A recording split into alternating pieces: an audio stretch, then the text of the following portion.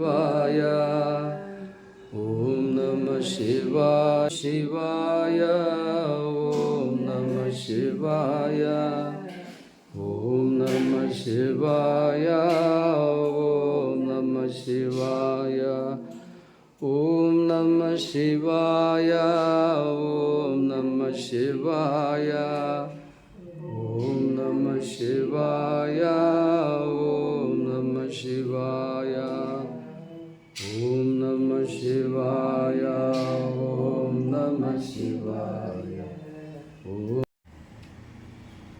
ಯಾರು ಈ ಮನುಷ್ಯ ಅಂದರೆ?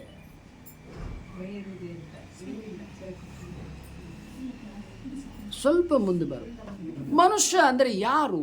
ಏನು ಮನುಷ್ಯ ಅಂದರೆ? ಒಂದು ಪುಟ್ಟ ಮಗು ತಾಯಿಯ ಚಿದ್ಗರ್ಭದಿಂದ ಹೊರಗೆ ಏನು ಬರ್ತದೆ ಆಗ ತಾನೇ ಒಂದು ನಿಮಿಷ ಆಗಿರ್ಬೋದು, ಆ ಮಗುವಿನಿಂದ ಹಿಡಿದು ನಮ್ಮ ಕೊನೆಯ ದಿನಗಳವರೆಗೆ ನಾವೆಲ್ಲರೂ ಉಸಿರಾಟ ಮಾಡ್ತಾನೆ ಇರ್ತೇವೆ. ನಾವು ಒಂದು ನಿಮಿಷ ನಾವು ಉಸಿರಾಟ ಮಾಡಲಿಲ್ಲ, ನಾವ್ಯಾರೂ ಉಳಿಯಲ್ಲ. ಒಂದು ನಿಮಿಷ ನಾವು ಉಸಿರಾಟ ಮಾಡಲಿಲ್ಲ, ನಾವು ಯಾರೂ ಉಳಿಯಲ್ಲ. ಅಂದ್ರೇನು? ನಮ್ಮ ಜೀವನ ಉಸಿರಾಟದ ಮೇಲೆ ನಿಂತಿದೆ. ಎಲ್ಲಿ ಉಸಿರು ಇದೆ ಅಲ್ಲಿ ಪ್ರಾಣ ಇದೆ, ಎಲ್ಲಿ ಪ್ರಾಣ ಇದೆ ಅಲ್ಲಿ ಪ್ರಜ್ಞೆ ಇದೆ, ಎಲ್ಲಿ ಪ್ರಜ್ಞೆ ಇದೆ ಅಲ್ಲಿ ಚೈತನ್ಯ ಇದೆ, ಅಲ್ಲಿ ಜೀವಾತ್ಮನಿದ್ದಾನೆ, ಅಲ್ಲಿ ಜೀವ ಇದೆ.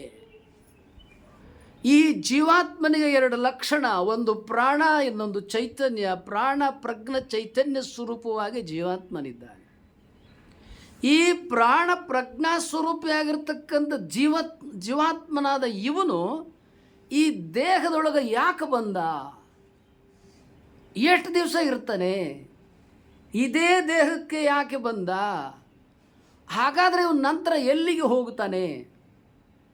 ಇದನ್ನು ಜಗತ್ತಿನ ಯಾವ ಗ್ರಂಥಗಳು ಯಾವುವು ತಿಳಿಸಿಕೊಡೋದಿಲ್ಲ. ಇದನ್ನು ಮಹಾತ್ಮರು ಮಾತ್ರ ತಿಳಿಸಿಕೊಡ್ತಾರೆ. ಬೇರೆ ಎಲ್ಲಿಯೂ ನೀವು ಓದ್ತೀನಿ ಅಂದರೂ ಸಿಗೋದಿಲ್ಲ. ಇದು ತಪಸ್ವಿಗಳು ಮಾತ್ರ ತಿಳಿಸಿಕೊಡ್ತಾರೆ. ಇವುಗಳಿಗೆ ದರ್ಶನಗಳು ಅಂತಾರೆ. ಇವನ್ನೇನಂತಾರೆ? ದರ್ಶನ ಅಂತಾರೆ. ಜಗತ್ತಿನಲ್ಲಿ ನಮ್ಮ ಈ ಭಾರತ ದೇಶದ ಚರಿತ್ರೆಗೆ 5,500 ಕೋಟಿ ಇತಿಹಾಸ ಇದೆ. ಆದರೆ ಅದರ ಹಿಂದೆಯೂ ಈ ದೇಶದ ಇತಿಹಾಸ 15,000 ಕೋಟಿ ವರ್ಷದ ಹಿಂದೆ ಭಾರತ ದೇಶದ ಪರಂಪರೆ ಇದೆ. ಹರಪ್ಪ, ಮೊಹೆಂಜೊದಾರೋ, ಸಿಂಧೂ ನದಿ ನಾಗರಿಕತೆ 5,500 ವರ್ಷದ ಹಿಂದಿನ ನಾಗರಿಕತೆ, ಆ ಕಾಲದ ನಾಗರಿಕತೆ ಇದೆ. ಅಲ್ಲೆಲ್ಲ ಶಿವನ ಇತಿಹಾಸಗಳು, ಐತಿಹ್ಯಗಳು ವಿಸ್ತಾರವಾಗಿ ಸಿಗುತ್ತವೆ. ಹಾಗಾದರೆ ಈ ಮನುಷ್ಯ ಈ ದೇಹವನ್ನು ಧರಿಸಿಕೊಂಡು ಯಾಕೆ ಬರ್ತಾ ಇದ್ದಾನೆ? ಎಲ್ಲಿವರೆಗೆ ಬರ್ತಾನೆ? ಇವನು ಯಾವಾಗ ದೇಹದಿಂದ ಬಿಡುಗಡೆಯನ್ನು ಹೊಂದುತ್ತಾನೆ? ಈ ಮನುಷ್ಯ ಈಗಾಗಲೇ ಹೇಳಿದೆ, ಉಸಿರು, ಉಸಿರಾಟ, ಪ್ರಾಣ ಚೈತನ್ಯ, ಜೀವ, ಆತ್ಮ, ಪ್ರಜ್ಞೆ. ಉಸಿರು ನಿಂತ ಕೂಡಲೇ ಇವೆಲ್ಲ ಬಿಡುಗಡೆ ಹೊಂದಿಬಿಡ್ತವೆ. ಇವೆಲ್ಲ ಈ ದೇಹಕ್ಕೆ ನಾವೇನು ಇಷ್ಟೆಲ್ಲ ಗೌರವ ಮಾನ್ಯತೆ ಕೊಡ್ತಾ ಇದ್ದೀವಿ, ಆ ಉಸಿರಾಟ ಹೋದ ಮೇಲೆ ಇದಕ್ಕೆ ಕೊಡೋಕೆ ರೀತಿಯೇ ಬೇರೆ, ಇದಕ್ಕೆ ಸ್ಪಂದಿಸೋ ರೀತಿಯೇ ಬೇರೆ. ಬೇರೆ ಹೆಸರು ಕರೆಯಕ್ಕೆ ಶುರು ಮಾಡ್ತಾರೆ ಈ ದೇಹನ. ಮೊದಲು ಮನೆಗೆ ಹೊರಗೆ ತಗೋರಿ. ಅದೇನಾರು ಆಸ್ಪತ್ರೆಯಲ್ಲಿ ಆಗಿದ್ರೆ ಹೊರಗಿಂದವರೆಗೆ ಬೀದಿಲ್ಲ ಇರಲಿ, ಒಳಗೆ ಬರೋವರೆ ಒಳಗೆ ತರಬೇಡ್ರಿ. ಅವ್ರು ಬೇಕಾದವ್ರು ಇರಲಿ, ಮನೆ ಒಳಗೆ ತರಬೇಡ್ರಿ. ಒಳಗೆ ತರಕ್ಕೆ ಬಿಡೋದೇ ಇಲ್ಲ. ಏನು ಆಶ್ಚರ್ಯ ಅಲ್ಲ? ಅವ್ರ ಜೊತೆ ಬದುಕಿರ್ತೀವಿ, ಬಾಳಿರ್ತೀವಿ, ನಮಗೆಲ್ಲ ಎಷ್ಟೆಲ್ಲ ಆಸ್ತಿ ಕೊಟ್ಟಿರ್ತಾರೆ, ವಿದ್ಯೆ ಕೊಟ್ಟಿರ್ತಾರೆ, ಏನೆಲ್ಲ ಕೊಟ್ಟಿರ್ತಾರೆ. ಅದೊಂದು ಪ್ರಾಣ ಚೈತನ್ಯ ಹೋದ ಕ್ಷಣಕ್ಕೆ ಈ ದೇಹಕ್ಕೆ ಯಾವ ಬೆಲೆ ಮೌಲ್ಯವೂ ಇಲ್ಲ. ಯಾವ ಹತ್ತಿರದ ಸಂಬಂಧಿಗಳು ಕೂಡ ಕೊಡೋದಿಲ್ಲ. ನಾನು, ನನ್ನದು, ನಾನು ಯಾವುದಪ್ಪ ನಿಂದು? ಯಾರಪ್ಪ ನೀನು? ನಾನು ಯಾರಪ್ಪ? ನಿಂದು ಯಾವುದಪ್ಪ? ತಿಳಿಸಿಕೊಡೋರು ಯಾರೂ ಇಲ್ಲ. ತಿಳಿಯಲಿಕ್ಕೆ ಇವನು ಪ್ರಯತ್ನವನ್ನು ಮಾಡುವುದಿಲ್ಲ. ಯಾಕೆ? ನಾವು ಪಡೆದುಕೊಂಡು ಬಂದಿರುವ ದೇಹ ಅಂಥದ್ದು. ಇವನು ಈ ಜೀವ ಪ್ರಜ್ಞೆ ಪ್ರಾಣ ಚೈತನ್ಯನು ಈ ದೇಹ ಧರಿಸಿ ಯಾಕೆ ಬಂದ ಅಂದರೆ ಅವನಿಗೊಂದು ಗುರಿ ಇದೆ. ಅದನ್ನು ಸಾಧಿಸ್ಕೊಳ್ಳೋಕೆ ಈ ದೇಹ ಧರಿಸಿ ಬಂದ. ಅಲ್ಲಿವರೆಗೆ ಅವನು ಫ್ರೀಡಮ್ ಇತ್ತು. ಈ ದೇಹದೊಳಗೆ ಬಂದ ಮೇಲೆ ಅವನು ಫ್ರೀಡಮ್ ಹೊಟ್ಟಾಯ್ತು. ಯಾಕೆ? ದೇಹ ಹೇಳ್ದಂಗೆ ಕೇಳ್ಬೇಕು ಅವನು. ಯಾಕೆ? ಇಲ್ಲ, ಆಶ್ರಯ ತಗೊಂಡಿದ್ದಾನೆ. ಈ ದೇಹ, ಇಂದ್ರಿಯ, ಅಂತರಿಂದ್ರಿಯ, ಬಹಿರಿಂದ್ರಿಯ ಇವೆಲ್ಲವುಗಳ ಆಶ್ರಯ ತಗೊಂಡಿದ್ದಾನೆ. ಅವುಗಳು ಹೇಳ್ದಂಗೆ ಕೇಳಬೇಕು. ನಾನು ಧ್ಯಾನ ಕೂತ್ಕೊತೀನಿ ಅಂದರೆ ನನಗಾಗೋದಲ್ಲ, ನನಗಾಗೋದಲ್ಲ, ಮಾಡೋದಿಲ್ಲ. ನಾನು ಪೂಜೆ ಎಲ್ಲ ನಮ್ಮ ಮನೆಯವ್ರಿಗೆ ಬಿಟ್ಬಿಟ್ಟಿದ್ದೀನಿ. ನನಗಾಗಲ್ಲ ಅಂತಾನೆ, ನಾ ಮಾಡಲ್ಲ ಅಂತಾನೆ. ಊಟ ಎಲ್ಲರಿಗೆ ಮೊದಲು ನಾನೇ ಮಾಡ್ತೀನಿ ಅಂತಾನೆ. ಅಂದರೆ ದೇಹ ಮತ್ತು ಇಂದ್ರಿಯಗಳು ಏನನ್ನು ಬಯಸ್ತವೆ ಅಂದರೆ ಯಾವುದು ಕ್ಷುದ್ರವಾಗಿದೆಯೋ, ಯಾವುದು ಕ್ಷುಲ್ಲಕವಾಗಿದೆಯೋ ಅದನ್ನೇ ಮತ್ತೆ ಮತ್ತೆ ಬಯಸ್ತವೆ. ಈಗ ಹಬ್ಬ, ಹೋಳಿಗೆ, ತುಪ್ಪ, ಏನೇನು ಇಷ್ಟ ಎಲ್ಲ ಊಟ ಮಾಡಿದರೆ ಸಂತೋಷವಾಗಿ. ರಾತ್ರಿ ಆಯಿತು, ಅಡುಗೆ ಮಾಡಿದ್ರೆ ತಟ್ಟೆ ತಗೊಂಡು ಕೂತ್ಕೊಂಡ್ಬಿಡ್ತಾನೆ.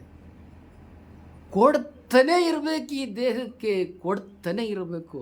ಅದೆಂದು ಬೇಡ ಅಂತ ಹೇಳೋದೇ ಇಲ್ಲ.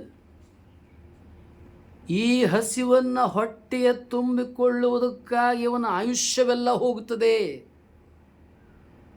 ಮನುಷ್ಯನ ಬದುಕನ್ನು ಅವಲೋಕನ ಮಾಡಿ ನೋಡಿದ್ರೆ ಎಲ್ಲರೂ ದುಡಿತಾರೆ. ಯಾಕೆ? ಹೊಟ್ಟೆ ಸಲುವಾಗಿ, ದೇಹದ ಸಲುವಾಗಿ ದುಡಿತಾರೆ. ಅದು ಕೇಳುತ್ತದೆ, ಕೊಡೋ ರುಚಿ ಹಾಕ್ಕೊಡೋ ನಾಲಿಗೆಗೆ. ಹೀಗೆ ಈ ದೇಹ ಮತ್ತು ಇಂದ್ರಿಯಗಳು ಏನಿದ್ದಾವೆ, ಈ ಜೀವಾತ್ಮನಿಂದ ನಾನು ಯಜಮಾನ, ನೀನೇ ಯಜಮಾನ, ಸೊಮ್ಮು ಕೊಡೋಳ, ನೀನೇನು ಯಜಮಾನ, ನಾವು ಊಟ ಕೊಟ್ಟರೆ ನೀನು, ನಾವು ಬದುಕಿದ್ರೆ ನಿಂದೇನಾ, ನೀನು ಅವ್ರನ್ನ ಯಾರು ಲೆಕ್ಕಕ್ಕೆ ತಗೊಳ್ಳಲ್ಲ. ಪ್ರಾಣನನ್ನು, ಜೀವಾತ್ಮನನ್ನು ಅವನು ಒಳಗಿದ್ದು ಇಲ್ಲದಂಗಿರಬೇಕು. ಅವನು ಒಳಗಿರ್ತಾನೆ, ಆದರೆ ಅವನ ಮಾತಿವ್ರು ಯಾರು ಕೇಳಲ್ಲ. ದೇಹ, ಇಂದ್ರಿಯ, ಮನಸ್ಸು ಇವುಗಳೇನಪ್ಪ? ನಮ್ಮ ದೇಹ 3 ಪ್ರಕಾರವಾಗಿದೆ. ಸೈನ್ಸ್ ಹೇಳ್ತದೆ ರುಂಡ ಕೈಕಾಲುಗಳು ಅಂತ. ಆದರೆ ಯೋಗ ಹೇಳ್ತದೆ ಸ್ಥೂಲ ಶರೀರ, ಸೂಕ್ಷ್ಮ ಶರೀರ, ಕಾರಣ ಶರೀರ ಅಂತ. ಏನು ಸ್ಥೂಲ ಶರೀರ, ಸೂಕ್ಷ್ಮ ಶರೀರ, ಕಾರಣ ಶರೀರ ಅಂದರೆ ಇದೇನು ಕಣ್ಣೆದ್ರಾಗ ಮುಟ್ಟಿದ್ರು ಸಿಗ್ತದಲ್ಲ, ಈ ಕೈಕಾಲು ರುಂಡ ಕೈಕಾಲು ಅಂತ ಏನು ವಿವರಿಸ್ತದಲ್ಲ ವಿಜ್ಞಾನ, ಸೈನ್ಸ್, ವೈದ್ಯಕೀಯ, ಇದೇ ಸ್ಥೂಲ ಶರೀರ. ಸೂಕ್ಷ್ಮ ಶರೀರ ನಮ್ಮ ಪಂಚೇಂದ್ರಿಯಗಳು, ಕಣ್ಣು, ಕಿವಿ, ಮೂಗು, ನಾಲಿಗೆ, ಇದು ಸೂಕ್ಷ್ಮ ಶರೀರ. ಸೂಕ್ಷ್ಮೇಂದ್ರಿಯಗಳು ನಮ್ಮ ಕಣ್ಣು, ಕಿವಿ, ಮೂಗು, ನಾಲಿಗೆ, ಚರ್ಮಗಳು. ಇದಲ್ಲದೆ ಇನ್ನೂ ಒಂದು ಶರೀರ ಇದೆ, ಕಾರಣ ಶರೀರ. ಯಾವುದದು? ಮನಸ್ಸು, ಚಿತ್ತ, ಬುದ್ಧಿ, ಅಹಂಕಾರ. ಅಹಂಕಾರ ಅಂದರೆ ಸೊಕ್ಕಲ್ಲ, ಇಂಡಿವಿಜುವಲ್ ಕಾನ್ಷಿಯಸ್ನೆಸ್ ಅಂತ, ಪ್ರಜ್ಞಾ ಚೈತನ್ಯ ಅಂತ, ಪ್ರಜ್ಞಾ ಪ್ರವಾಹ ಅಂತ. ಇದನ್ನು ಯಾವ ವೈದ್ಯಕೀಯದಲ್ಲೂ ಇದನ್ನು ಹೇಳೋದಿಲ್ಲ. ಯಾಕೆಂದರೆ ಆ ವೈದ್ಯಕೀಯ ಅಧ್ಯಯನಕ್ಕೆ ಇದು ಸಿಗೋದಿಲ್ಲ. ಕಾರಣ ಶರೀರ ಏನು? ಸ್ಥೂಲ ಶರೀರ ಸಿಗ್ತದೆ, ಸೂಕ್ಷ್ಮ ಶರೀರ ಸಿಗ್ತದೆ. ಕಾರಣ ಶರೀರ ಜಗತ್ತಿನ ಯಾವ ಅಧ್ಯಯನಕ್ಕೂ ಯಾವ ವಿದ್ಯೆಗೂ ಸಿಗುವುದಿಲ್ಲ. ಕಾರಣ ಶರೀರ ಯಾವುದು? ಕಾರಣ ಶರೀರ ಎಂಬುದಾಗಿ ಹೇಳಿದರೆ ಅವನೇ ಜೀವ, ಅವನೇ ಪ್ರಜ್ಞಾ, ಅವನೇ ಪ್ರಾಣ, ಅವನೇ ಪ್ರಾಣ ಚೈತನ್ಯ. ಇವನೇನು ಈ ದೇಹ ಧರಿಸಿ ಬಂದಿರ್ತಾನಲ್ಲ, ಸ್ಥೂಲ ಶರೀರ, ಸೂಕ್ಷ್ಮ ಶರೀರ, ಕಾರಣ ಶರೀರ, ಈ ಆತ್ಮನು ಅವನು ಎಷ್ಟೋ ಜನ್ಮಗಳಲ್ಲಿ ಬಂದಿರ್ತಾನೆ. ಅವೆಲ್ಲ ನಮಗೆ ಗೊತ್ತಿರಲ್ಲ. ಆದರೆ ಗೊತ್ತಿರುತ್ತೆ, ನಮ್ಮ ಸುಪ್ತ ಪ್ರಜ್ಞೆಗೆ ಗೊತ್ತಿರುತ್ತದೆ.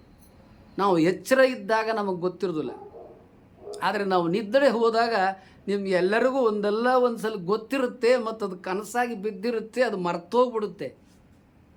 ಎಚ್ಚರ ಆದ ಏನೋ ಕನಸುಗಳು ಏನೋ ನೋಡಿದೆ, ಏನು ಮತ್ತೆ ನೆನಪು ಮಾಡ್ಕೊಳಕ್ಕೆ ಹೋದ್ರೆ ಅದು ಬರೋದೇ ಇಲ್ಲ. ಅದು ಎಂದೆಂದು ನೋಡಿರೋದು, ಕಾಣಿರೋದು ಎಲ್ಲ ಸ್ಥಳಗಳಿರ್ತವೆ. ಅವನ್ನೇನು ಮಾಡಿದ್ರು ನೆನಪೇ ಬರೋದಿಲ್ಲ. ಅದು ಎಲ್ಲಿರೋದು ಅವನ್ನೆಲ್ಲ ಸ್ಮರಣೆ ಮಾಡ್ಕೋತಿರ್ತಾನೆ. ತನ್ನ ಹಿಂದಿನ ಬದುಕು ಏನೇನೋ ಇರ್ತದೆ ಅವೆಲ್ಲ ಗೊತ್ತಿರ್ತದೆ. ಈ ಸ್ಥೂಲ ಸೂಕ್ಷ್ಮ ಕಾರಣ ಶರೀರ ಏನಿದೆ, ಇವನು ಯಾಕೆ ದೇಹವನ್ನು ಧರಿಸಿ ಬಂದ ಎಂಬುದಾಗಿ ಹೇಳಿದರೆ, ಕರ್ಮ ಕಾರಣವಾಗಿ ಅವನು ಹಿಂದಿನ ಜನ್ಮಗಳಲ್ಲಿ ಮಾಡಿರುವ ಕರ್ಮಗಳು ಕಾರಣವಾಗಿ ಅವನು ಈ ದೇಹವನ್ನು ಧರಿಸಿ ಬಂದಿದ್ದಾನೆ. ಗೌತಮ ಬುದ್ಧ ನಾನು 548 ಜನ್ಮಗಳಲ್ಲಿ ಹಿಂದೆ ನಾನು ಜನಿಸಿ ಬಂದಿದ್ದೇನೆ ಅಂತ ಹೇಳ್ತಾನೆ. ಜೈನ ಧರ್ಮಗಳು ಎಲ್ಲ 24 ತೀರ್ಥಂಕರರು ಕೂಡ ಅನೇಕ ಜನ್ಮಗಳಲ್ಲಿ ಬಂದದ್ದನ್ನು ಹೇಳ್ತಾರೆ. ನಮ್ಮಲ್ಲಿಯೂ ಕೂಡ ಅಲ್ಲಮಪ್ರಭುದೇವರು, ಅಕ್ಕ ಮಹಾದೇವಿಯವರು, ಬಸವಣ್ಣನವರು ಎಲ್ಲರೂ ನಾವು ಅನೇಕ ಜನ್ಮಗಳಲ್ಲಿ ಬಂದಿದ್ದೇವೆ ಎಂಬುದಾಗಿ ಬಸವಣ್ಣನವರು ಕೂಡ ತಮ್ಮ ಅನೇಕ ವಚನಗಳಲ್ಲಿ ಪ್ರಸ್ತಾಪ ಮಾಡಿದ್ದಾರೆ. ಹಾಗಾದರೆ ಈ ಜನ್ಮಗಳು ಮನುಷ್ಯನ ಇವೆಯಾ? ಇದನ್ನು ಪ್ರೂವ್ ಮಾಡಲಿಕ್ಕೆ ಸಾಧ್ಯವೇ? ಇಂಥವು ಅನೇಕ ದೃಷ್ಟಾಂತಗಳು PhD ಮಾಡಿರೋರು ಇಲ್ಲೇ ಬೆಂಗಳೂರಿನಲ್ಲಿ ಇದ್ದಾರೆ.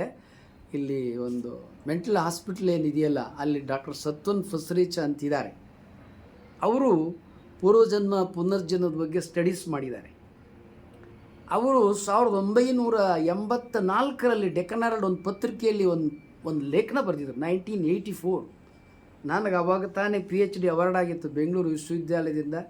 ನಾನು GS ಸೂರ್ಯದಪ್ಪನವ್ರು ನನಗೊಂದು ಪತ್ರ ಹಾಕಿದರು, ನಿಮಗೆ ಡಾಕ್ಟ್ರೇಟ್ ಅವಾರ್ಡ್ ಆಗಿದೆ, ಗವರ್ನರ್ ವೆಂಕಟ ಸುಬ್ಬಯ್ಯ ನಿಮಗೆ ಪ್ರದಾನ ಮಾಡ್ತಾರೆ, ನೀವು ಬಂದು ಘಟಿಕೋತ್ಸವದಲ್ಲಿ ತಗೋಬೇಕು ಅಂತ.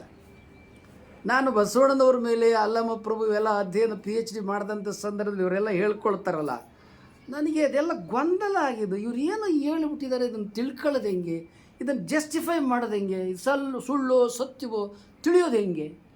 ಅವ್ರು ವಚನದಲ್ಲಿ ಹೇಳಿಬಿಟ್ರೆ ಅವ್ರು ಹೇಳಿದ್ದು 12ನೇ ಶತಮಾನದಲ್ಲಿ, ನಾವಿರೋದು 21ನೇ ಶತಮಾನದಲ್ಲಿ, ಒಪ್ಪೋದು ಹೆಂಗೆ? ಹೀಗಾಗಿ ನನಗದು ಬಹಳ ಕಾಡ್ತಿತ್ತು. ಅದೇನು ಹಿಂಗೆ ಡೆಕ್ಕನ್ ಹೆರಾಲ್ಡಲ್ಲಿ ಬಂತು, ರೀಬರ್ತ್ ಫ್ಯಾಕ್ಟರ್ ಮಿತ್ ಅಂತೇಳಿ ಒಂದು ಲೀಡಿಂಗ್ ಆರ್ಟಿಕಲ್ ಬಂತು ಡೆಕ್ಕನ್ ಹೆರಾಲ್ಡಲ್ಲಿ. ಅದನ್ನು ಓದಿದೆ. ನಾನು ಏನೇನು ಪ್ರಶ್ನೆ ಹಾಕ್ಕೊಂಡಿದ್ದೆ ಅದೇ ಪ್ರಶ್ನೆಗಳನ್ನು ಹಾಕ್ಕೊಂಡು ಅವರು PhD ಮಾಡಿದರು. ಅವ್ರನ್ನ ಹೋಗಿ ಡಾಕ್ಟರ್ ಸತ್ವನ್ ಫಸ್ರೀಚ ಅಂತ ಅವ್ರನ್ನ ಇಂಟರ್ವ್ಯೂ ಮಾಡಿದೆ. ಅವ್ರು ಡಾಕ್ಟ್ರೇಟ್ ಮಾಡಿದಂಥವ್ರು ಅವ್ರದ್ದೆಲ್ಲ ಇಂಟರ್ವ್ಯೂ ಮಾಡಿದೆ, ಗೈಡ್ ಮಾಡಿದವರು ಎಲ್ಲ. ಈಗ ಅದಕ್ಕೆಲ್ಲ ಸಮಯ ಇಲ್ಲ, ಈಗ ಮುಂದಕ್ಕೆ ಹೋಗ್ತೇನೆ. ಈಗ ಇದೆ ಅನ್ನುವ ಅಭಿಪ್ರಾಯ ಒಂದು ಕಡೆ, ಇಲ್ಲ ಎನ್ನುವ ಒಂದು ಅಭಿಪ್ರಾಯ ಒಂದು ಕಡೆ, ಹಿಂಗಿಟ್ಕೊಳ್ಳೋಣ. ಈಗ ಮನುಷ್ಯನಿಗೆ ಈ ಕರ್ಮಗಳು ಏನಿದಾವಲ್ಲ, ಈಗ ಕರ್ಮಗಳನ್ನು ಅನೇಕರು ಅಲ್ಲಗಳಿತಾರೆ. ಈಗ ಅನೇಕರು ನೀವೆಲ್ಲ TV ಯಲ್ಲಿ ನೋಡಿರ್ತೀರಿ, SM ಜಾಮ್ದಾರ್ ಅಂತೇಳಿ IAS ಅವರು ಹಿಂದೆ TV ಯಲ್ಲಿ ಅಲ್ಲಿ ಇಲ್ಲಿ ಎಲ್ಲ ಕಡೆ ಮಾತಾಡ್ತಿದ್ರು. ಲಿಂಗಾಯತರು ವೀರಶೈವರು ಕರ್ಮ ಸಿದ್ಧಾಂತ ಒಪ್ಪೋದಲ್ಲ, ಬಸವಣ್ಣವ್ರ ವಚನಗಳಲ್ಲಿ ಎಲ್ಲೂ ಇಲ್ಲ. ಬಸವಣ್ಣವ್ರ ವಚನಗಳಲ್ಲಿ ಒಂದು 70 ವಚನಗಳಿದೆ. ಪ್ರಾರಬ್ಧ ಪ್ರಯತ್ನಗಳ ಕರ್ಮ ಫಲಗಳನ್ನು ಹೇಳಿವನಲ್ಲಿ ಕೇಳಿರಣ್ಣ, ಪಂಡಿತನಾಗಲಿ ಮೂರ್ಖನಾಗಲಿ ಸಂಚಿತ ಕರ್ಮ ಉಂಡಲ್ಲದೆ ಬಿಡದು, ಪ್ರಾರಬ್ಧ ಕರ್ಮ ಭೋಗಿಸಿದಲ್ಲದೆ ಹೋಗದು, ತಾನಾವಲೋಕದೊಳಗಿದ್ದಡೆಯೂ ಬಿಡದು, ಕೂಡಲ ಸಂಗಮ ದೇವಂಗೆ ಆತ್ಮ ನೈವೇದ್ಯವು ಮಾಡಿದವನೇ ಧನ್ಯ. ಇದು ಬಸವಣ್ಣವ್ರ ವಚನ. ಇಂಥ ಅನೇಕ ವಚನಗಳಲ್ಲೇ ಬಸವಣ್ಣವರು ಈ ಎಲ್ಲ ಕರ್ಮಗಳ ವಿಚಾರವಾಗಿ ಅವ್ರು ಪ್ರಸ್ತಾಪ ಮಾಡಿದ್ದಾರೆ. ಅದರ ಬಗ್ಗೆ ಗೊತ್ತಾಗದೆ ಅವ್ರು ಮತ್ತೆ ಮೌನ ವಹಿಸಿದ್ದಾರೆ. ನಂತರ ಅದನ್ನು ಮಾರ್ಗದರ್ಶನ ಮಾಡಿದವರು ಅಲ್ಲಮಪ್ರಭುದೇವರು. ಈ ವಿಷಯಾಂತರ ಮಾಡಬೇಡಿ. ಹೀಗಿರುವಾಗ ಇಂಥ ಸಂದರ್ಭದಲ್ಲಿ ಹಾಗಾದರೆ ಈ ಕರ್ಮಗಳು ಒಪ್ಲಿಕ್ಕೆ ಆಗ್ತದೆಯೇ? ಕರ್ಮಗಳು ಇವೆಯೇ? ಅನೇಕರು ಥೀಯಿಸ್ಟ್ ಅಂತಾರೆ, ಅಂದರೆ ನಾಸ್ತಿಕರು ಅಂತಾರೆ. ಜೈನ ಧರ್ಮ ಮತ್ತು ಬೌದ್ಧ ಧರ್ಮಗಳು ಅವರು ದೇವರನ್ನೇ ಒಪ್ಪೋದಿಲ್ಲ. ಅವರು ದೇವರನ್ನು ಒಪ್ಪಲ್ಲ, ದೇವರು ಇಲ್ಲ ಅಂತಾರೆ. ಆದರೆ ಕರ್ಮ ಸಿದ್ಧಾಂತನ ಒಪ್ತಾರೆ. ಇದು ಆಶ್ಚರ್ಯ. ಬೌದ್ಧ ಮತ್ತು ಜೈನ ಧರ್ಮಗಳು ದೇವರನ್ನು ಒಪ್ಪೋದಲ್ಲ, ಆದರೆ ಪೂರ್ವಜನ್ಮ ಪುನರ್ಜನ್ಮ ಕರ್ಮ ಸಿದ್ಧಾಂತ ಪಾಪ ಪುಣ್ಯ ಇವೆಲ್ಲ ಇದ್ದಾವೆ ಅಂತ ಪ್ರತಿಪಾದನೆ ಮಾಡ್ತಾರೆ. ಈಗ ಅಲ್ಲಿಂದ ಮುಂದುವರಿಯೋಣ. ಮುಂದುವರೆದಂಥ ಸಂದರ್ಭದೊಳಗೆ ಸಂಚಿತ ಪ್ರಾರಬ್ಧ ಆಗಾಮಿ ಕರ್ಮಗಳು ಅಂದರೆ ಏನು, ಕರ್ಮ ಅಂದರೆ ಏನು? ಸ್ವಾಮೀಜಿಯವರೇ ಅದನ್ನಾದರೆ ಹೇಳಿ. ಹಳ್ಳಿಗಳಲ್ಲಿ ಗಾದೆ ಇದೆ, ಇದು ಹೇಳಿದ ಕೂಡಲೇ ನಿಮಗೆ ಹೌದು ಅಂತೀರ. ಬಿತ್ತಿದಂತೆ ಬೆಳೆ, ಮಾಡಿದ್ದುಣ್ಣೋ ಮಹಾರಾಯ, ಕಾಸಿದ್ದಷ್ಟು ಕಜ್ಜಾಯ. ಇದು ಕರ್ಮದ ವಿಚಾರವಾಗಿ ಪ್ರಸ್ತಾಪ ಮಾಡಿರ್ತಕ್ಕಂಥ ಹಳ್ಳಿಯ ನಾಣ್ಣುಡಿಗಳು, ಗಾದೆಗಳು. ಏನು ಮಾಡಿದ್ದುಣ್ಣು ಮಹಾರಾಯ ಅಂದರೆ, ಏನು ಕಾಸಿದ್ದಷ್ಟು ಕಜ್ಜಾಯ ಅಂದರೆ, ಏನು ಬಿತ್ತಿದಂತೆ ಬೆಳೆ ಅಂದರೆ, ಈಗ ಹೊಲ ಗದ್ದೆ ತೋಟ ಇರ್ತದೆ, ಕಡಲೆಕಾಯಿ ಬೀಜ, ಭತ್ತ, ರಾಗಿ, ಗೋಧಿ, ಜೋಳ, ಏಲಕ್ಕಿ, ಮೆಣಸು, ಲವಂಗ, ಕಬ್ಬು, ಶ್ರೀಗಂಧ, ಬೀಟೆ, ತೇಗ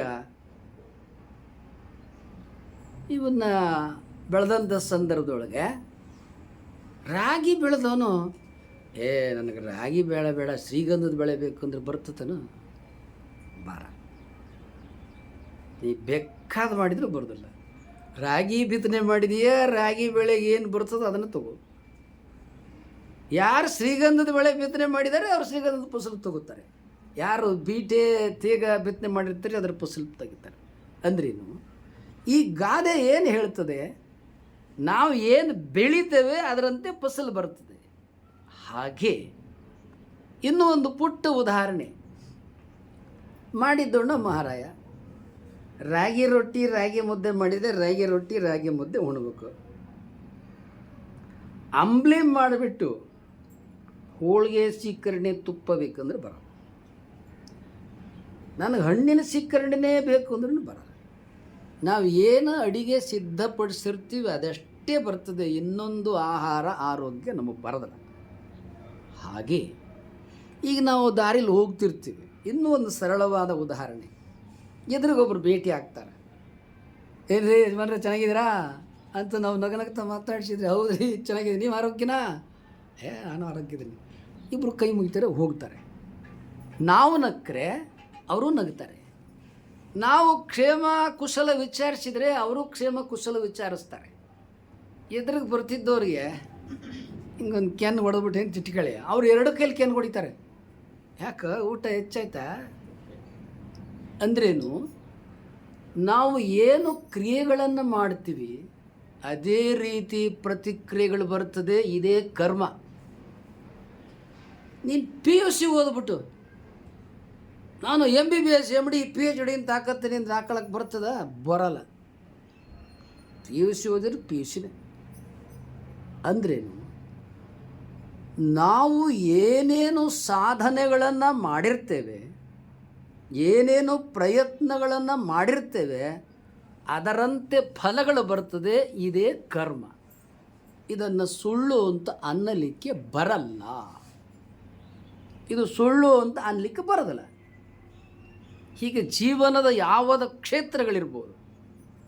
ಹಾಗಾದರೆ ಈ ಕರ್ಮ ಏನಿದೆಯಲ್ಲ, ಈ ಸಂಚಿತ ಕರ್ಮ, ಪ್ರಾರಬ್ಧ ಕರ್ಮ, ಆಗಾಮಿ ಕರ್ಮ, ಇವು ಏನು, ಇವುಗಳ ಸ್ವರೂಪಗಳೇನು? ಇದೇನಿದೆಯಲ್ಲ ಈ ದೇಹ, ಇದಕ್ಕೆ ಸ್ಥೂಲ ಶರೀರ ಅಂತಾರೆ. ಕಾಣ್ತದಲ್ಲ, ಮುಟ್ಟಿದ್ರೆ ಸಿಗ್ತದಲ್ಲ, ಇದು ಸ್ಥೂಲ ಶರೀರ ಅಂತಾರೆ. ಈ ಸ್ಥೂಲ ಶರೀರಕ್ಕೆ ಕಾರ್ಮಿಕ ಮಲ, ಕಾರ್ಮಿಕ ದೋಷ ಲೇಪನವಾಗಿರ್ತದೆ. ಸೂಕ್ಷ್ಮ ಶರೀರ, ಕಣ್ಣು, ಕಿವಿ, ಮೂಗು, ನಾಲಿಗೆ, ಚರ್ಮ, ಇದಕ್ಕೆ ಮಾಯಾಮಲ ಲೇಪನವಾಗಿರ್ತದೆ. ಕಾರಣ ಶರೀರ, ಮನಚಿತ್ತ ಬುದ್ಧಿ ಅಹಂಕಾರ ಪ್ರಾಣ ಜೀವಾತ್ಮ, ಅದಕ್ಕೆ ಆಣವಮಲ ಲೇಪ ಆಗಿರ್ತದೆ. ಹೀಗೆ ತ್ರಿವಿಧ ಶರೀರಗಳಿಗೆ ತ್ರಿವಿಧ ಕರ್ಮಗಳು ಮತ್ತು ತ್ರಿವಿಧ ದೋಷಗಳು ಈ ರೀತಿಯಾಗಿ ಒಂದೊಂದಕ್ಕೂ ಅಂಟಿಕೊಂಡಿರ್ತವೆ. ಈ ದೋಷಗಳು ಕಾರಣವಾಗಿ ಮನುಷ್ಯನು ಶರೀರವನ್ನು ಧರಿಸಿಕೊಂಡು ಬಂದಿರ್ತಾನೆ. ಕವಿ ಸರ್ವಜ್ಞ ಒಂದು ಕಡೆ ಹೇಳ್ತಾನೆ, ಮೀಪರೆ ಪೋಪರೆ ಪಾಪವದು ಕೆಸರೆ, ಮೀಪರೆ ಮೈಯ ಮಲ ಪೋಪುದಲ್ಲದೆ ಪಾಪ ಲೇಪವಾಗಿಪ್ಪು ಸರ್ವಜ್ಞ. ನಾನು ಭಾಳ ಪಾಪ ಮಾಡಿದ್ದೀನಿ, ಗಂಗಾ ನದಿಗೆ ಹೋಗಿ ಸ್ನಾನ ಮಾಡಿಬಿಟ್ಟು ನನ್ನ ಪಾಪ ಎಲ್ಲ ಅಲ್ಲಿ ಮುಳುಗ್ಬಿಟ್ಟು ಎಲ್ಲ ಕಳ್ಕೊಂಬಿಡ್ತೀನಿ, ಅದೆಲ್ಲ ಗಂಗಾ ನದಿಯಲ್ಲಿ ಕೊಚ್ಕೊಂಡು ಹೋಗ್ಬಿಡ್ತದೆ. ಹೀಗೆ ಒಂದು ಪುಟ್ಟ ಕತೆ. ಬಹಳ ಜನ ಕತೆಗಳನ್ನು ಕೇಳಿದರು. ಪುಣ್ಯ ಸ್ನಾನ ಮಾಡಿಬಿಟ್ರೆ ನಮ್ಮ ಪಾಪ ಎಲ್ಲ ಗಂಗಾ ನದಿಯಲ್ಲಿ ಹೋಗ್ಬಿಡ್ತದೆ, ಅದಕ್ಕೆ ಅವರೆಲ್ಲ ಕೂಡ್ಕೊಂಡು ಹೋಗಿರೋ ಒಂದು ಬಸ್ ಮಾಡ್ಕೊಂಡು ಬರಲಿ ಎಲ್ಲ ಪಾಪ ಕಳ್ಕೊಂಬಿಡೋದು, ಗಂಗಾ ನದಿಯಲ್ಲಿ ಮುಳುಗಿದ್ರೆ ಎಲ್ಲ ಹೊಟ್ಟೋಗ್ತದೆ. ಸರಿ, ಅವರೆಲ್ಲ ಬಸ್ ಇಳಿದ್ರು, ಅವರೆಲ್ಲ ಕಿಟ್ಟು ಬ್ಯಾಗು ಎಲ್ಲ ತಗೊಂಡ್ರು, ಎಲ್ಲ ಸಾಲು ಇಟ್ಟರು. ಬ್ಯಾಗ್ ಎಲ್ಲ ತಮ್ಮ ಬಟ್ಟೆ ಎಲ್ಲ ತೆಗೆದ್ರು, ಎಲ್ಲ ತೆಗೆದು ಅವ್ರವ್ರ ವಸ್ತು, ಅವ್ರವ್ರ ಕಿಟ್ಟು, ಅವ್ರವ್ರ ಬ್ಯಾಗ್ ಎಲ್ಲ ಅವ್ರವ್ರ ಬ್ಯಾಗ್ ಮೇಲೆ ಇಟ್ಟರು. ಅವ್ರವ್ರ ಬಟ್ಟೆಗಳು ಎಲ್ಲ ಅವ್ರವ್ರ ಕಿಟ್ಟ ಪ್ರತಿಯೊಬ್ಬರು ಇಟ್ಟರು. ಸರಿ ಬರೋ ಒಳಗೆ ಎಲ್ಲರೂ ಹೊರಟರು. ಇವರು ಹೊರಟಂಥ ಕಾಲಕ್ಕೆ ಇವ್ರ ದೇಹದೊಳಗೆ ಇತ್ತಲ್ಲ ಪಾಪ, ಅದು ಇವ್ರಿಗೆ ಬಟ್ಟೆ ಗಂಟು ಹಿಡ್ಕೊಂಡು ಇಲ್ಲೇ ಕುತ್ಕೊಂಡ್ಬಿಡ್ತದೆ. ಅದು ಒಳಗೆ ಬರಲೇ ಇಲ್ಲದು. ಇವ್ರು ಹೋಗಿ ಒಳಗೆ ಮುಳುಗಿದ್ರು, ಮೂಗಿಡ್ಕೊಂಡು 3 ಸಲ. ನನ್ನ ಪಾಪ ಎಲ್ಲ ಒಳಗೆ ಹೊಡೋಯ್ತು. ಅದಿಲ್ಲಿ ಕೂತ್ಕೊಂಡು ನೋಡ್ತಾ ಇದೆ. ನಾವು ಒಳಗೆ ಬಂದೇ ಇಲ್ಲ, ನಾನು ನಿನ್ನ ಒಳಗೆ ಕೊಚ್ಕೊಂಡೋಗೋದಂಗೆ. ಬಾ, ನೀನು ಹಿಡಿತೀನಿ, ಬರಲ್ಲ, ನಿಮ್ಮನ್ನೆಲ್ಲ ಹಿಡಿತೀನಿ. ಅದು ನೋಡ್ಕೊಂಡು ಸಾಲು ಕೂತಿರ್ತವೆ, ಅವೆಲ್ಲ ಮಾತಾಡ್ಕೊತದೆ. ಕಳ್ಳರು ನೋಡಿ ಹೆಂಗೆ ಮಾತಾಡ್ಕೊಂಡವ್ರು ಇವರೆಲ್ಲ ಅಂತ ಅವು ಮಾತಾಡ್ಕೊತಾ ಇದ್ದಾವೆ. ನಮ್ಮನ್ನೆಲ್ಲ ಹೊಳೆಲಿ ಕಳಿಸ್ಬಿಡ್ತಾರಂತೆ ಸಾಗಾಕಿ. ಅದೇ ಹೆಂಗೆ ಸಾಗ ಆಗ್ತಾರೆ, ಬರಲಿ ಇವರೆಲ್ಲ ಸ್ನಾನ ಮಾಡಿ ಮೈಯೆಲ್ಲ ಉಜ್ಕೊಂಡು ಎಲ್ಲ ಮೂಗು ಹಿಡಿದು ತಲೆ ಎಲ್ಲ ತಿಕ್ಕಿ ಇನ್ನೇನು ಬಟ್ಟೆ ಹಾಕೊಳ್ಳೋಕ್ಕೆ ಅಂತ ಬಂದರು. ಅವ್ರ ಕಿಟ್ಟಿಗೆ ಅವ್ರ ಕೈ ಹಾಕಿದ್ರು. ಅವು ಮತ್ತು ಅವ್ರು ಹಿಡಿದ್ಬಿಟ್ರು, ಹೇಗೆ ಹಿಡಿದ್ಬಿಟ್ವು. ಅಂದರೆ ಅರ್ಥ ಏನಪ್ಪ, ನಾವು ಮಾಡಿದ ಪಾಪಕರ್ಮಗಳನ್ನು ಬೇರೆ ಯಾವುದೋ ಶಾರ್ಟ್ಕಟ್ ಕಳಿಸ್ಬಿಡ್ತೀನಿ ಅಂದರೆ ಆಗಲ್ಲ. ಯಾಕೆ? ಆಗ ನೀವು ಮಾಡಿದ್ಯೋ ಮರಾಯ, ಅಡುಗೆ ಮಾಡಿದ್ದಿ, ಹೋಳಿಗೆ ಊಟ ಮಾಡ್ಲಾ, ಗಂಜಿ ಉಣ್ಲಾ, ಅದು ಹೆಂಗೆ ಅದು ಚೆಲ್ಲಿ ಬಿಡ್ತೀಯಾ? ಕರಿತಿರ್ತದೆ ಒಲೆ, ಅಡುಗೆ, ಊಟದ ಮನೆ, ತಟ್ಟೆ, ಪಾತ್ರೆ. ಅದದ್ದರಿಂದ ಹಾಗಾದರೆ ಈ ಪಾಪ, ಈ ಕರ್ಮ, ಇವುಗಳನ್ನು ಕಳ್ಕೊಳ್ಳೋದು ಹೇಗೆ?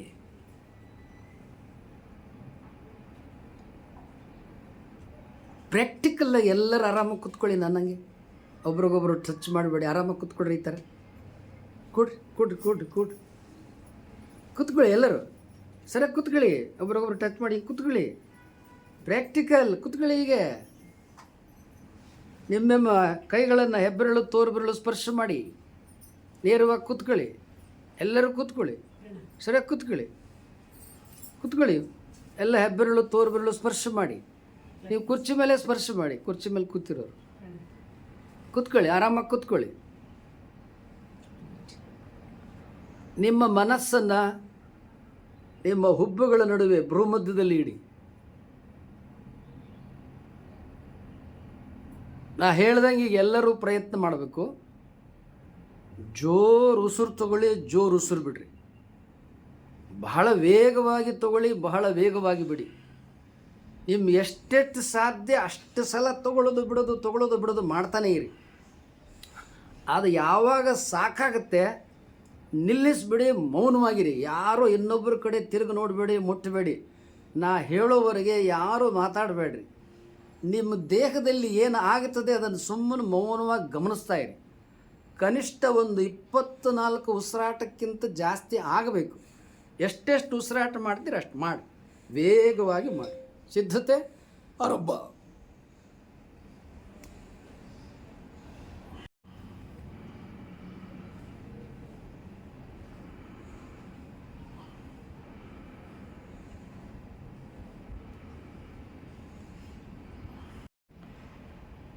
ಓಂ ಶಾಂತಿ ಶಾಂತಿ ಶಾಂತಿ.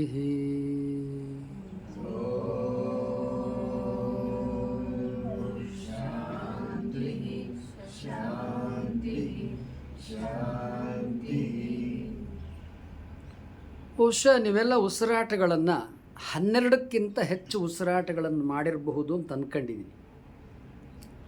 ನೀವು ಮ್ಯಾಕ್ಸಿಮಮ್ 24ಕ್ಕಿಂತ ಹೆಚ್ಚು ಉಸಿರಾಟವನ್ನು ವೇಗವಾಗಿ ಮಾಡಿಕೊಂಡು ಹೋದಂಥ ಸಂದರ್ಭದಲ್ಲಿ ಏನೇನು ಅನುಭವಗಳಾಗ್ತವೆ. ಬರೀ ಇಷ್ಟೇ ಕಡಿಮೆ, 1 ನಿಮಿಷ 2 ನಿಮಿಷ ಇರ್ಬೋದು. ಕೆಲವು ಬದಲಾವಣೆಗಳನ್ನು ನಮ್ಮ ದೇಹದಲ್ಲಿ ನಾವು ಗಮನಿಸ್ಬೋದು. ಏನೇನು ಬದಲಾವಣೆಗಳಾಗುತ್ತೆ? ಮೊದಲನೇದು ಕಂಪನಗಳು ಉಂಟಾಗುತ್ತೆ. ಶರೀರದಲ್ಲಿ ಕಂಪನಗಳು ಉಂಟಾಗುತ್ತೆ. ಕಂಪನಗಳ ಜೊತೆಯಲ್ಲಿ ವೈಬ್ರೇಷನ್. ನಂತರ ಏನು ಉಂಟಾಗುತ್ತೆ? ಅನೇಕರು ಧ್ಯಾನವನ್ನು ಮಾಡಲಿಕ್ಕೆ ಸಾಧ್ಯ ಇಲ್ಲ ಎಂಬುದಾಗಿ ಹೇಳತಕ್ಕಂಥ ಸಂದರ್ಭದಲ್ಲಿ ಯಾಕೆ ಧ್ಯಾನವನ್ನು ಮಾಡಲಿಕ್ಕಾಗೋದಿಲ್ಲ ಎಂಬುದಾಗಿ ಹೇಳಿದರೆ, ಈ ಮನಸ್ಸಿಗೆ ಬಹಳ ಶಕ್ತಿ ಇದೆ, ಅಪಾರವಾದ ಶಕ್ತಿ ಇದೆ. ಏನು ಸೂರ್ಯನ ಕಿರಣಗಳು ಲೈಟ್ ರೇಸ್ ಇದೆಯಲ್ಲ, ಅದಕ್ಕಿಂತಲೂ ಸೂರ್ಯನ ಕಿರಣಗಳು 1 ಸೆಕೆಂಡಿಗೆ 1,96,000 ಕಿಲೋಮೀಟರ್ ವೇಗದಲ್ಲಿ ಭೂಮಿಯ ಕಡೆಗೆ ಬರ್ತದೆ. 1 ಸೆಕೆಂಡಿಗೆ ಈ ಭೂಮಿಯನ್ನು ತಲುಪಲಿಕ್ಕೆ 8.5 ನಿಮಿಷ ತಗೊಳ್ತದೆ. ಎಂತಹ ಬೆಳಕಿನ ಕಿರಣಗಳಿಗಿಂತಲೂ ವೇಗವಾಗಿ ನಮ್ಮ ಮನಸ್ಸು ಹೋಗುತ್ತದೆ. ಅಂದರೆ ಎಂಥ ಮನಸ್ಸನ್ನು ಈ ಸೃಷ್ಟಿ, ಪ್ರಕೃತಿ, ಪರಮಾತ್ಮ ಕೊಟ್ಟಿದ್ದಾನೆ. ನಮಗದರ ಬೆಲೆ ಮೌಲ್ಯ ಗೊತ್ತಿಲ್ಲ. ಏಕೆ? ಆ ಸರ ಕತೆ ನೋಡ್ಕೊಳ್ಳಿ. ನಮಗೆ ಈ ಮನಸ್ಸಿನ ಬೆಲೆ ಮೌಲ್ಯ ನಮಗೆ ಗೊತ್ತಿಲ್ಲ. ಆ ಸರಕ್ಕೆ ಯಾರ್ಯಾರು ಎಷ್ಟೆಷ್ಟು ಬೆಲೆ ಕಟ್ತಾರೆ, ಹಾಗೆ ನಾವು ನಮ್ಮ ಮನಸ್ಸು ಎಷ್ಟೆಷ್ಟು ಮೌಲ್ಯ ಬೆಲೆ ಕಟ್ತೀವಿ ಅನ್ನೋದು ಆ ಕತೆಗೆ ಅನ್ವಯ ಮಾಡ್ಕೊಳ್ಳಿ. ಯಾವ ಮನಸ್ಸಿಗೆ ಏನು ಶಕ್ತಿ, ದಿವ್ಯ ಶಕ್ತಿ ಇದೆಯೋ ಅದರ ಪ್ರಯೋಜನವನ್ನು ಪಡ್ಕೊಳ್ಳೋಷ್ಟು ಜ್ಞಾನ, ನಾಲೆಡ್ಜ್ ನಮಗಿಲ್ಲ. ಮಾಡಿಕೊಂಡ್ರೆ ಬರ್ತದೆ, ಆ ಜ್ಞಾನ ತಗೊಂಡ್ರೆ ಬರ್ತದೆ, ಹಾಗೆ ಬರೋದಿಲ್ಲ. ಮಗು 1, 2, 3 ಕಲಿಬೇಕಾದರೂ ಕೂಡ 2 ಕಲಿಬೇಕಾದರೂ ಕೂಡ ವರ್ಷಗಟ್ಟಲೆ ಕಲಿಬೇಕು. ಹಾಗೆ ಈ ಮನಸ್ಸನ್ನು ಅಧ್ಯಯನ ಮಾಡೋದು ಈ ಬೆಳಕು. ದಿನ ನಾವು ನೋಡ್ತೀವಿ ಸೂರ್ಯನ ಕಿರಣಗಳನ್ನು, ಬೆಳಕನ್ನು. ನಮಗೇನು ಅನಿಸೋದೇ ಇಲ್ಲ. ಆಗಲೇ ಸೂರ್ಯ ಹುಟ್ಟಿಬಿಟ್ಟ, ಬಂದ್ಬಿಟ್ಟ, ಮೋಡ ಅಯ್ಯೋ ಮೋಡ ಬಂದ್ಬಿಡ್ತು, ಬಿಸಿಲೇ ಬರಲ್ಲ. ಇಷ್ಟೇ ನಮ್ಮದು ಸೂರ್ಯನ ಕಿರಣ ಬಗ್ಗೆ ಮಾತಾಡೋದು. ಆದರೆ ಇದೇ ಸೂರ್ಯನ ಕಿರಣವನ್ನು ಒಬ್ಬ ನೋಡ್ದ, ದಿನ ನೋಡ್ತಾ ಇದ್ದ, ಕಂಡಿಡಿದ್ಬಿಟ್ಟ. E = mc². Energy equals molecule plus ದ್ರವ್ಯರಾಶಿ ಸೆಂಟಿಗ್ರೇಡ್. ಏನು ಈ ಬೆಳಕಿನ ಕಿರಣಗಳನ್ನು, ಒಂದು ಕಿರಣವನ್ನು ವಿಭಜನೆ ಮಾಡಿ ಅದನ್ನು ಮತ್ತದನ್ನು ವಿಭಜನೆ ಮಾಡಿದರೆ ಅದು 22 ಘಟಕ. ಅದರಲ್ಲಿ ಮತ್ತೊಂದು ಕಿರಣವನ್ನು ಸ್ಫೋಟಿಸಿದರೆ ಈ ನಾವು ವಾಸ ಮಾಡುವ ಭೂಮಂಡಲವನ್ನು 30 ಸಲ ಸುಟ್ಟು ಭಸ್ಮ ಮಾಡುತ್ತದೆ. ಯಾವುದು? ಈ ಸೂರ್ಯನ ಒಂದು ಕಿರಣದ, ಅದರಲ್ಲೂ 22 ಭಾಗದಲ್ಲಿ ಒಂದು. ಅದಕ್ಕೂ ಅವನಿಗೆ ನೊಬೆಲ್ ಪ್ರಶಸ್ತಿ ಆಲ್ಬರ್ಟ್ ಐನ್ಸ್ಟೈನ್. ಎಲ್ಲ ದೇಶಗಳು ಏನು ಅನುಭವ ನಮ್ಮ ದೇಶದಲ್ಲೂ ಅದಾವೆ. ಬರೀ ಬೆಳಕಿನ ಕಿರಣ ನಾವು ನೋಡಿದ್ವಿ, ಅವನು ನೋಡ್ದ. ನಮ್ಮ ಮಕ್ಕಳಿಗೆ ಈ ಅನ್ವೇಷಣೆ, ಈ ಸಂಶೋಧನೆ, ಈ ರಿಸರ್ಚ್ ನಾವು ಯಾರು ಹೇಳ್ಕೊಡಲ್ಲ. ಯಾಕೆ? ನಮಗೆ ಗೊತ್ತಿಲ್ವಲ್ಲ. ಮಗು ಸ್ಟಡಿ ಮಾಡೋ, ರಿಸರ್ಚ್ ಮಾಡೋ ಹೇಳೋಕ್ಕೆ ನಮಗೆ ಗೊತ್ತಿಲ್ವಲ್ಲ. ನಾವು ಅಯ್ಯೋ ನಮಗೇನೋ ಒಂದು ಕೆಲಸ ಸಿಕ್ಕಿದ್ರೆ ಸಾಕು. ನನ್ನ ಮಗನಿಗೂ ಅಷ್ಟೇ, ನನಗೊಂದು 40,000 ಬರ್ತದೆ, ನನ್ನ ಮಗನಿಗೊಂದು 2 ಲಕ್ಷ ಬರಲಿ, ಇಷ್ಟೇ ನಾವೆಲ್ಲ ವಿಚಾರ ಮಾಡೋದು. ಆದರೆ ಅವನು ಇನ್ನೊಬ್ಬ ಹಿಡ್ದ ಧೀರ, ಅವನು ನೋಡ್ದ ಇದೇ ಬೆಳಕಿನ ಕಿರಣವನ್ನು, ಅವನು ಕಂಡಿಡಿದ್ಬಿಟ್ಟ. ಅವನು ನೋಡಿದ್ದು ಬೆಳಕನ್ನೇ. ಅವನು ನಮ್ಮ ಇಂಡಿಯಾ ದೇಶದವನು. ರಾಮನ್ ಎಫೆಕ್ಟ್. ಮೇಕ್ರಿ ಸರ್ಕಲ್ ಹೋಗ್ತಾ ಅಲ್ಲೊಂದು ರಾಮನ್ ಇನ್ಸ್ಟಿಟ್ಯೂಟ್ ಇದೆ, ಸರ್ CV ರಾಮನ್. ಅವನಿಗೂ ನೊಬೆಲ್ ಪ್ರಶಸ್ತಿ. ಅವನದೇ ಬೆಳಕನ್ನೇ ನೋಡಿದ್ದು, ಅವನು ಕಂಡಿಡಿದ ರಾಮನ್ ಎಫೆಕ್ಟ್. ಇದೇ ಬೆಳಕನ್ನೇ ಅಲ್ಲಮ ಪ್ರಭುದೇವರು ನೋಡಿದರು 12ನೇ ಶತಮಾನದೊಳಗೆ. ಅಪರಿಮಿತದ ಕತ್ತಲೆಯೊಳಗ ವಿಪರೀತದ ಬೆಳಗ ನಿಕ್ಕಿದವರು ಯಾರೋ, ಬೆಳಗುವುದೇ ಕತ್ತಲೆಯುವುದೇ, ಆನೆಯು ಸಿಂಹವು ಒಂದಾಗಿ ಒಂಬುದು ಕಂಡು ಬೆರಗಾದೆನು ಕಾಣ ಗುಹೇಶ್ವರ. ಅಲ್ಲಮ ಪ್ರಭುದೇವರು ವಚನದೊಳಗೆ. ನಾವೆಲ್ಲ ಏನು ISR ಹೋದವರು ಉಡಾವಣೆ ಮಾಡಿದ್ರಲ್ಲ, ಅದು ಚಂದ್ರನ ಮೇಲೆ ಹೋಗಿ ಲ್ಯಾಂಡ್ ಆಯಿತು. ಅಲ್ಲಿಂದ ಫೋಟೋ ವಿಡಿಯೋ ತೆಗೀತು ಈ ಭೂಮಿದ. ಆ ವಿಡಿಯೋಗಳೆಲ್ಲ ನೀವು ನೋಡಿರ್ಬೋದು, ಕೆಲವರು TV ನಲ್ಲಿ ಅಥವಾ ಯೂಟ್ಯೂಬ್ಗಳಲ್ಲಿ ಮತ್ತೊಂದು ಕಡೆ. ನಾವು ವಾಸ ಮಾಡೋ ಈ ಭೂಮಿ ಚಂದ್ರನ ಪಕ್ಕ ಹೇಗೆ ಬರ್ತಾ ಇದೆ, ಈ ಭೂಮಿಯ ಹಿನ್ನೆಲೆಗೆ 3,500 ಕೋಟಿ ನಕ್ಷತ್ರಗಳು ಹೇಗೆ ಕಾಣ್ತಾ ಇದೆ ಅನ್ನೋದನ್ನು ಚಂದ್ರನ ಮೇಲೆ ಲ್ಯಾಂಡ್ ಆದದ್ದು ನಮಗೆ ಈ ವಿಡಿಯೋ ಮೂಲಕ, ಫೋಟೋ ಮೂಲಕ ತೋರಿಸ್ತಾ ಇದೆ. ಇವತ್ತು ಅವ್ರು ಉಡಾವಣೆ ಮಾಡಿದ್ರಿಂದ ನಮಗೆ ನೋಡಲಿಕ್ಕೆ ಬಂತು. ಆದರೆ ಇದು ಏನದಲ್ಲ, ಈ ಭೂಮಿಯೊಳಗೆ ಇಂಡಿಯಾ ದೇಶ ಎಲ್ಲಿದೆ? ಒಂದಿಟೇ ಇಟ್ಟಿದೆ, ಒಂದಿಟೇ ಇಟ್ಟು 69 ಭಾಗ ನೀರದ 31% ಲ್ಯಾಂಡ್ ಅದೇ.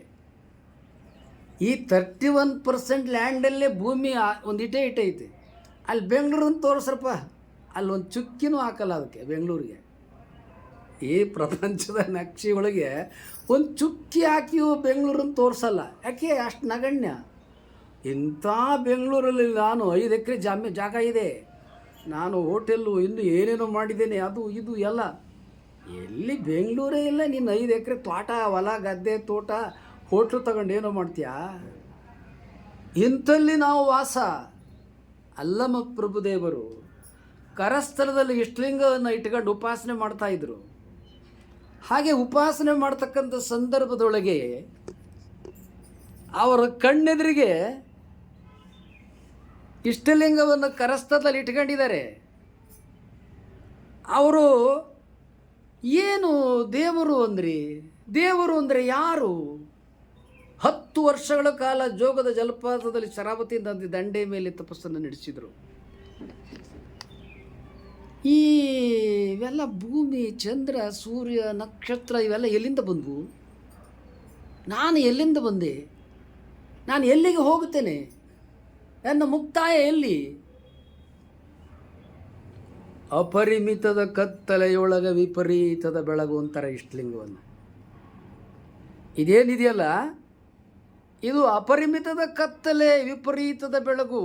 ಇದೇನಿದೆ? It is nothing but universe, ಪರವಸ್ತು, ಅಬೋರ್ಡ್ ಆಫ್ ಬ್ರಹ್ಮ. ಯಾವ ಆಕಾಶದೊಳಗೆ ಭೂಮಿ, ಚಂದ್ರ, ಸೂರ್ಯ, ನಕ್ಷತ್ರ, ಗ್ರಹ, ಕಾರಗೆ ಎಲ್ಲ ತಿರುಗ್ತಾ ಇದ್ದಾವೋ, ಆಕಾಶ, ಸ್ಕೈ ಏನಿದೆ, ಆ ಯೂನಿವರ್ಸೇ ಇದು.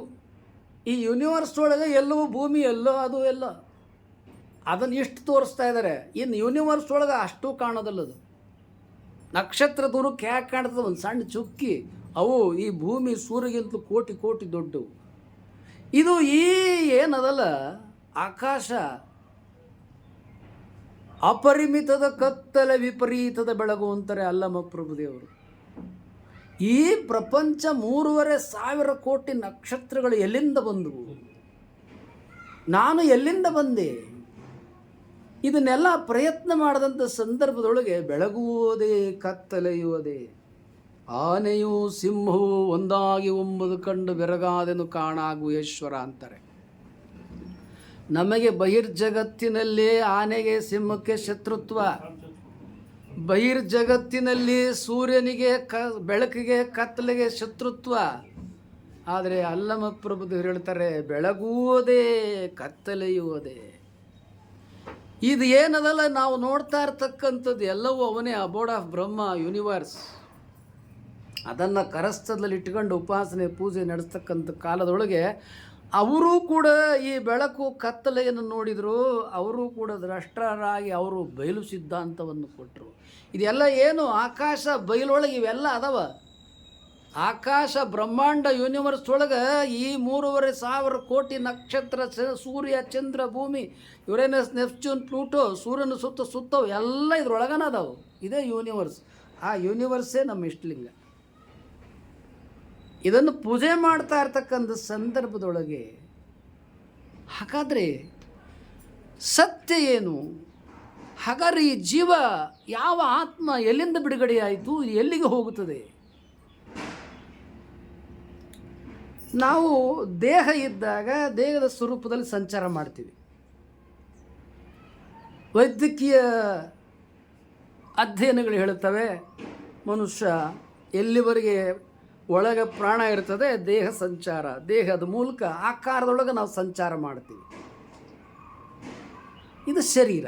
ಲೋಕ ಏನು ಹೇಳ್ತದೆ? ಯಾವುದು ಕಣ್ಣಿಗೆ ನೋಡಲಿಕ್ಕೆ ಬರ್ತದೆ ಅದಷ್ಟೇ ಸತ್ಯ, ಯಾವುದು ಕಣ್ಣಿಗೆ ಕಾಣೋದಲ್ಲ ಅದು ಸುಳ್ಳು ಅಂತದ್ದು ಲೋಕ. ಹಾಗಾದರೆ ಕಣ್ಣು ಕಾಣದೇ ಇರೋ ವಸ್ತುಗಳು ಲೋಕದಲ್ಲಿ ಇಲ್ವಾ?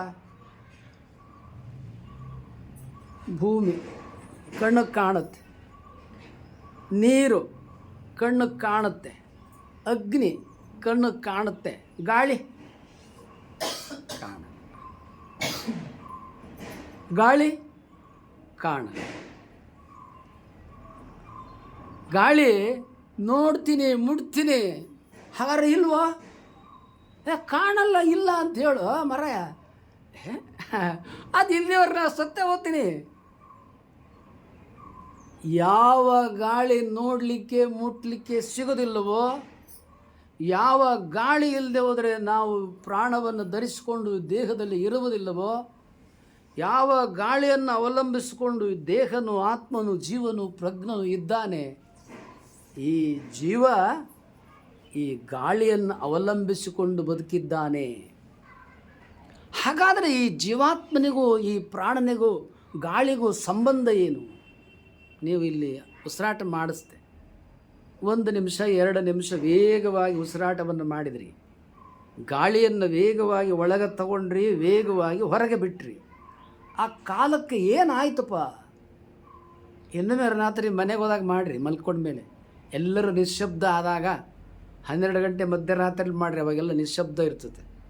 ಅಥವಾ ಯಾವಾಗಾರ ನೀವು ಎದ್ದರೆ ರಾತ್ರಿಯಲ್ಲಿ ಎದ್ದೋದ್ಮೇಲೆ ಕುತ್ಕೊಂಡ್ಬಿಡ್ರಿ, ಗುರುಗಳು ಹೇಳಾರೆ ಇದೇನು ನೋಡಬಿಡೋಣ ಅಂತೇಳಿ ಉಸಿರಾಟ ಮಾಡಿರಿ. ನಿಮ್ಗೆ ಎಷ್ಟು ಮನಸ್ಸು ಬರುತ್ತೆ ಅಷ್ಟೊತ್ತು ಉಸಿರಾಟ ಮಾಡಿರಿ ವೇಗವಾಗಿ, ಹಾಗೆ ಸುಮ್ಮನೆ ಕೂತ್ಕೊಂಡ್ಬಿಡ್ರಿ. ಆಗ ಗಮನಿಸ್ರಿ, ಗಮನಿಸಿದಂಥ ಸಂದರ್ಭದೊಳಗೆ ಈಗೇನು ಅನುಭವ ಮಾಡಿದರೆ ಇದು 100 ಪಟ್ಟು ಅನುಭವ ಆಗ್ತದೆ. ಯಾಕೆ ಅನುಭವಗಳಾಗ್ತದೆ? ಈಗ ನಾವೆಲ್ಲ ಏನು ಅಂದ್ಕೊಂಡಿದ್ದೇವೆ, ಪ್ರಾಣ ಎಲ್ಲಿದೆ ಅಂತ ಕೇಳಿದರೆ ಮೊದಲು ನಾವೆಲ್ಲ ಹೃದಯ ತೋರಿಸ್ತಿದ್ವು, ಹೃದಯದಲ್ಲಿದೆ ಪ್ರಾಣ ಅಂತ. ಹೌದು, ಹೃದಯ ಬಡಿತದೆ, ಆದರೆ ನಮ್ಮ ಪ್ರಾಣ ಇರೋದು ಮೆದುಳಿನಲ್ಲಿ. ಆದರೆ ಈ ಪ್ರಾಣ ಏನಿದೆಯಲ್ಲ, ಈ ಪ್ರಾಣಕ್ಕೆ 5 ಸ್ವರೂಪಗಳಿದೆ.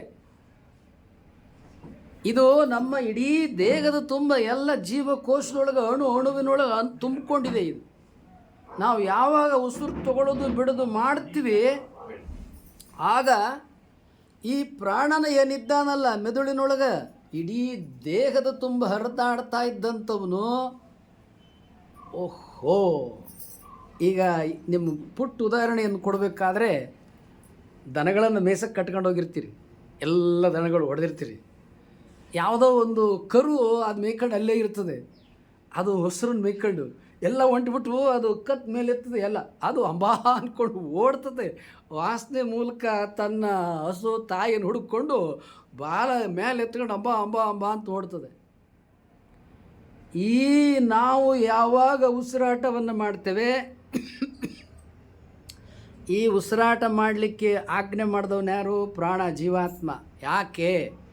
ಈ ಶರೀರ ನಾ ಹೇಳ್ದಂಗೆ ಕೇಳಲ್ಲ, ಈ ಇಂದ್ರಿಯಗಳು ನಾವು ಹೇಳ್ದಂಗೆ ಕೇಳಲ್ಲ, ಇವು ತಮ್ಮ ಮನಸ್ಸಿಗೆ ಬಂದಾಗ ಮಾಡ್ತದ, ಇರಲಿ ನಾ ಮಾಡ್ತೀನಿ ಅಂತ ಏನು ಮಾಡ್ತಾನೆ?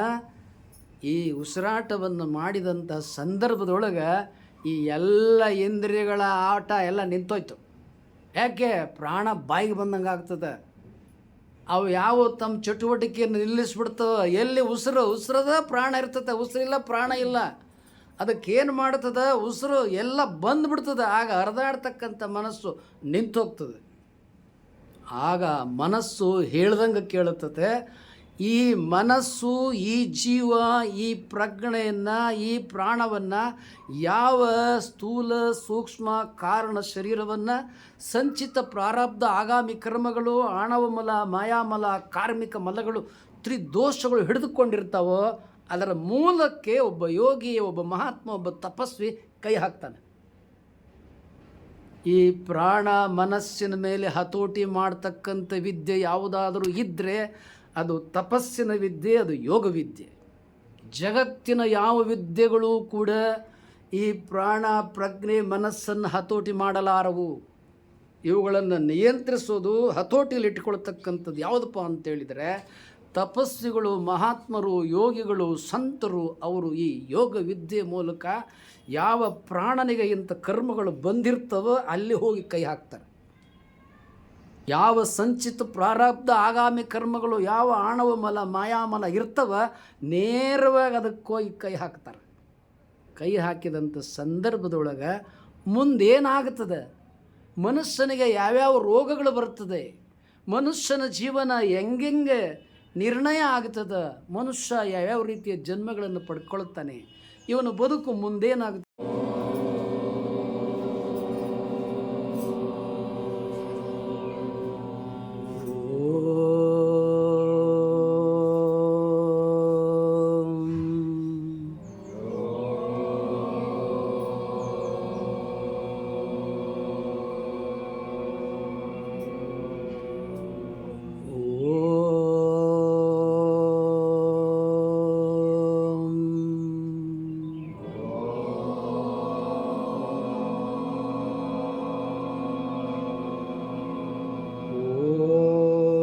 ಶಾಂತಿ ಶಾಂತಿ ಶಾಂತಿ.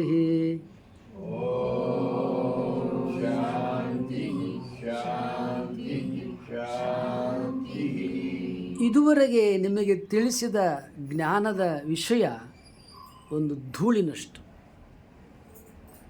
ತಿಳಿಯಬೇಕಾದ ಜ್ಞಾನ ಸಮುದ್ರದಷ್ಟು. ಜಗತ್ತಿನಲ್ಲಿ ಯಾರಾದರೂ ಆನಂದವಾಗಿದ್ದರೆ ಏಕಮಾದ್ವಿತೀಯರಾಗಿ ಡಾಕ್ಟರ್ ವಿಜಯಕುಮಾರ್ ಮಹಾನುಭಾವಿಗಳು ಒಬ್ಬರೇ. ಏನು ಸ್ವಾಮೀಜಿಯವರೇ, ನಿಮ್ಮ ಬಗ್ಗೆ ನೀವೇ ಹೇಳ್ಕೊಳ್ತೀರಿ? ಸತ್ಯ ವಿಚಾರವನ್ನು ಹೇಳಿಕೊಳ್ಳುವುದರಲ್ಲಿ ಆನಂದವಿದೆ. ಯಾವ ಆನಂದವನ್ನು ಜೀವನದಲ್ಲಿ ಅನುಭವಿಸ್ತೀವೋ ಅದನ್ನು ಹೇಳ್ಕೊಳ್ತೇವೆ. ನೀವು ಯಾರನ್ನಾದರೂ ಪ್ರಪಂಚದಲ್ಲಿ ಕೇಳಿ, ಹೋಗಿ ಮೋದಿಯವ್ರನ್ನ ಕೇಳಿ, ನಾ ಇನ್ನೊಂದು 5 ವರ್ಷ ಪ್ರಧಾನಮಂತ್ರಿ ಆಗ್ಬೇಕ್ರಿ, ಆಗ್ಬೇಕು, ನಾ ಇನ್ನೊಂದು 5 ವರ್ಷ ಆಗ್ಬೇಕು. ಸಿದ್ದರಾಮಯ್ಯನ ಕೇಳಿ, 2 ವರ್ಷ ಆಗಲ್ಲಪ್ಪ, 5 ವರ್ಷ ನಾನು ಮುಖ್ಯಮಂತ್ರಿ ಆಗಿರಲೇಬೇಕು. ಯಾರನ್ನೇ ಕೇಳಿ ನೀವು ಏನು ಮನೇಲಿ ಎಲ್ಲರಿಗೂ ಲಗ್ನ ಮಾಡಿದ್ರಿ, ಮೊಮ್ಮಕ್ಕಳು ಆದವು, ನೀವು ಮೊಮ್ಮಕ್ಕಳಾದ್ರೇನು, ಅವನು ಬೆಳೀಲಿ, ಅವನಿಗೂ ಲಗ್ನ ಮಾಡಬೇಕು, ಅವನಿಗೂ ಮಗು ಆಗಲಿ, ನಾ ಬದುಕಬೇಕು, ನಾ ಇರಬೇಕು. ಹೀಗೆ ಈ ಸರಪಳಿ ಮುಂದುವರಿತಾನೆ ಇರ್ತದೆ. ಇದು ಜಗತ್ತು. ಇಂಥ ಜಗತ್ತಿನ ಜ್ಞಾನಿಯಾಗಿದೆಯಾ? ನಿಮಗೆ ಮೊದಲು ನೆಲದ ಮೇಲೆ ಕೂತ್ಕೊಳ್ಳೋಕ್ಕೆ ಅಥವಾ ನಡಿಲಿಕ್ಕೆ ಮಂಡಿ ನೋವು, ನಡೆಯೋಕ್ಕಾಗಲ್ಲ, ಕಾಲು ನೋವು ಇತ್ತು, ಈಗ ಆ ಥರ ಇದೆಯಾ? ಈಗ ನಿಮ್ಗೆ ಏನಾರು ನಾನು ಔಷಧಿ ಕೊಟ್ಟಿದ್ನಾ?